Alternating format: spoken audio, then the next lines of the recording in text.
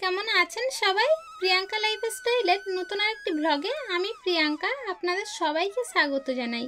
আজকে এখন ওই সকাল 6:20 মতো বাজে, আর এখন থেকেই ব্লগটা শুরু করছি। তৃষ্ণাকে স্কুলে পাঠিয়ে দিয়ে তাই সংসারের কাজে হাত দিলাম। আর এখন সকাল দিকে একটু ঠান্ডা পড়ছে, সেটা আমাকে দেখেই আপনারা হয়তো বুঝতে পারছেন। আসলে এখনো চাদর বা কোনো কিছু বের করা হয়নি গায়ে দেওয়ার জন্য, সেই জন্য যে ওড়নাটা হাতে ধরে পেয়েছি সেটাই গায়ে দিয়ে এখন উঠানটা ঝাড় দিয়ে নিলাম। আসলে একটু পরে কাজের চাপে তো আর গায়ে কিছু রাখা যাবে না, তখন তো সব খুলে আরেকদিকে সরিয়ে দিতে হবে। তাই ভাবলাম এখন আর শোকেস খুলে কে চাদর বের করে, বরং এইটাই না গায়ে দিয়ে কাজটা সেরে নিই। আর গতকালকের রাত্রে খাওয়া দাওয়া করেছিল, সেই সব থালা বাসন কিছু মাজা হয়নি। আসলে আমি ইচ্ছাকৃতই মেজে রাখিনি, শরীরটা একদমই ভালো লাগছিল না।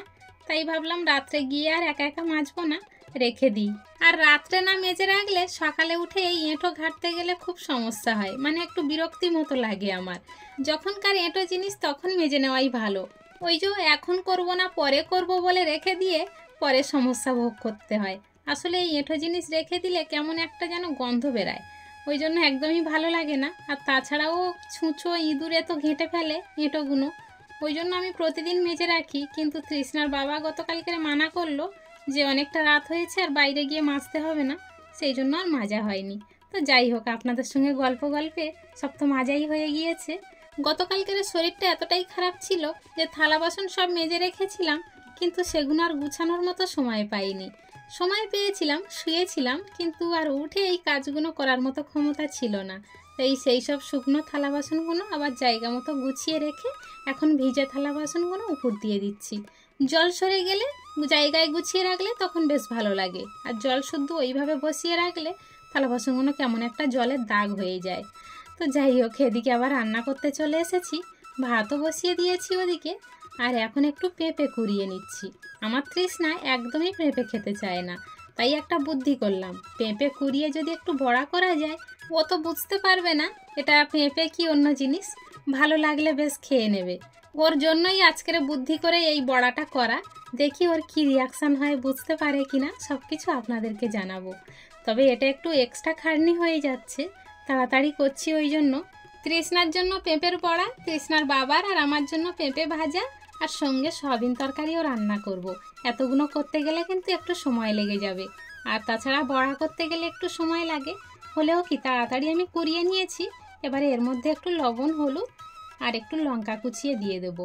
যে কোনো বড়াতে একটু ঝালঝাল না হলে ভালো লাগে না, আর আমাদের বাড়িতে তো লঙ্কার গুঁড়ো খাওয়া হয় না, সেই জন্য একটু কাঁচা লঙ্কা কুচিয়ে দেব। এখন পরিমাণ মতো লবণ আর হলুদ দিয়ে দিয়েছি, তারপরে লঙ্কাটা কুচিয়ে দিয়ে একটু ভালো করে মেখে নিলাম। বেশ, সকালে বড়া করব বলে বুদ্ধিটা যখন মাথায় এলো, একটা কৌটো ঘেঁটে দেখলাম এই বেসনটুখানি রয়েছে। অনেক দিন আগে একবার গাঁদালি পাতার বড়া করেছিলাম, সেই বেসন এনে দিয়েছিল, একটু বেশি হয়েছিল, সেইটা গুছিয়ে রেখে দিয়েছিলাম। আর আজকের এটা হাতের ধারে পেয়েছি বলে বড়াটা করতে পারলাম, না হলে হয়তো আজকের বড়া করা হতো না। তো যাই হোক, আমার এটা মাখানো হয়ে গিয়েছে, আর এদিকে কড়াইতে আমার পেঁপে ভাজাও হয়ে গিয়েছে। তাই এইটা এখন তুলে নিচ্ছি, নিয়ে একেবারে ওই কড়াই আর ধুয়ে আনবো না, ওতে একটু তেল দিয়ে আর বড়াগুলো দিয়ে দেবো আস্তে আস্তে। তবে যে কোনো বড়াতে যদি একটু চালের গুঁড়ো দেওয়া যায় খুব সুন্দর মচমচ করে, কিন্তু এখন তো আর আমার কাছে চালের গুঁড়ো নেই। এবারে মায়ের কাছে গিয়েছিলাম, চালের গুঁড়োও আনা হয়নি। আসলে আমার মনে ছিল না, চাল গুঁড়ো করে রেখেছিল মা, আমার আর আনতে মনে নেই। যতদিন মায়ের কাছে আর না যাচ্ছি ততদিন আর চালের গুঁড়ো আনতে পারবো না, এইভাবে বেসন দিয়েই খেতে হবে। তো বড়াগুলো হালকা হালকা করে ভেজে নিয়েছি। আমি তো খুব বেশি তেলে যে কোনো তরকারি বা ভাজাভুজি কিছুই করি না, যেহেতু আমার গ্যাসের সমস্যা। তৃষ্ণাও বেশি তেল খেয়ে সহ্য করতে পারে না, আর ওর বাবা তো মোটেও খায় না। ওই জন্য বাড়ির তরকারি বা ভাজাভুজি আমি যাই করি না কেন, সব কিছু কিন্তু অল্প তেলের উপর দিয়ে করি। আর সয়াবিনটা রান্না করেছি, সয়াবিনটা একটু লাল লাল মতো হয়েছে, তার কারণ এতে টমেটো দেওয়া ছিল, আর কাঁচা লঙ্কার তরকারি বলে কিন্তু হলুদ হলুদ হয়নি, কালার আসেনি আর কি। তো যাই হোক, এদিকে আমার রান্নাও হয়ে গিয়েছে, তৃষ্ণার বাবার খাবারটাও গুছিয়ে দিয়েছি। এখন তৃষ্ণার বাবা খেতে বসেছে, আর তৃষ্ণা স্কুলে গিয়েছিল, টিফিন এনেছে। আজকের টিফিনে দিয়েছে আলুর তরকারি আর ভাত। তৃষ্ণা ওই আলুর তরকারি দিয়ে ভাত খাবে না। সত্যি কথা বলতে স্কুলের 10 জনের রান্না হলে একটু টেস্ট কম হয়, সেই জন্য ও খুব একটা খেতে চায় না। তবে সয়াবিনটা হলে ও আবার খেতে চায়, তাই বললো মা আমি ওটা খাবো না, সেই জন্য আমি আবার বাড়ির ভাত তরকারি দিলাম, আর ওই ভাতটা আমি পরে খেয়ে নেব। আর তৃষ্ণার বাবা বাজার থেকে কিছুটা পানি ফল এনেছিল, তাই কাজে চলে যাওয়ার আগে পানি ফল কিছুটা কেটে তাই ওনাকে দিলাম। যেহেতু আমরা বাড়িতে থাকবো, সব সময় খেতে পারবো। উনি তো সারাদিন আর বাড়িতে আসবে না, আর ওনার খাওয়াও হবে না। সেই রাত্রে এসে তখন কি আর পানি ফল খেতে পারবে? তখন তো ভাত খেতে হবে। সেই জন্যই এখন খেতে দিয়ে দিলাম। কি হলো? কেক। কখন কিনলে এগুলো? স্কুল থেকে আসার সময়। স্কুল থেকে আসার সময়? হ্যাঁ। আরে বাবা রে, লাভ কেক, তারা কেক, গোল কেক। এটা তারা কেক? হ্যাঁ। কত নিয়েছে? জানি না, বাবা দিলো। ও, এটা তাহলে তারা কেক, তাই তো? এটা গোল কেক। এটা আবার গোল কেক? হ্যাঁ।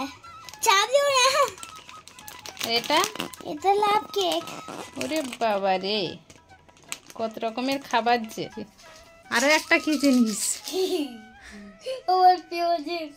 তোমার প্রিয় জেমস? হ্যাঁ, কাকার দোকানে গেলে এইটা যা ছাড়া আসি না। কাকার দোকান থেকে খাবার নিয়ে এসেছো? হ্যাঁ। আর কানে এটা কি? এটা এ কি কাণ্ড এ? দেখেছেন তৃষ্ণার কি কাণ্ড, আর কেমন হাসছে দেখুন। চলুন, ওর সাথে মজা করতে করতেই আজকের ব্লগটা এখানেই শেষ করছি। দেখা হচ্ছে খুব শীঘ্রই নতুন আরেকটি ব্লগের সাথে। ততক্ষণ পর্যন্ত সবাই ভালো থাকবেন, সুস্থ থাকবেন।